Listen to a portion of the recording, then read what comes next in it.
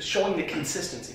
You know, year after year, I think what you've mentioned before when we've had our meetings is that consistency of any business. This is a track record. So when you see 5, 10, 15, 20 years of documentation showing the consistency of the business, the income, the expenses, controlling the expenses, these are all things that I know in your book are very, very important. Absolutely, and many people have had some good years and some bad years. We have been through some pretty pressing economic times in North America, particularly certain pockets within a couple of areas of Canada and several in the United States have really suffered. And they're still coming through this. It's just early 2011 as we tape here today, and they're still coming through some tough times. But if we look back 10 or 15 years, we will see that the last year or two is just an anomaly, and it is a result of a bit of a global issue, and that a young buyer will generally look beyond a short period of time when they have the benefit of a long period of time.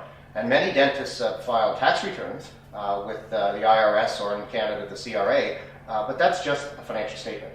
We need to see performance data, hours worked, production hours for your hygienist, production hours for each individual dentist or partner in the practice. Are there specialists attending to the practice? If so, how often? What hours? What fees? Performance data. And this data has to be tabulated and presented in the way that a dentist can read it, Todd. Many people are busy preparing data for accountants and banks, but we have to remember the buyer of a dental practice is the dentist. And let's be honest, folks, most dentists don't get adequate business training in dental school.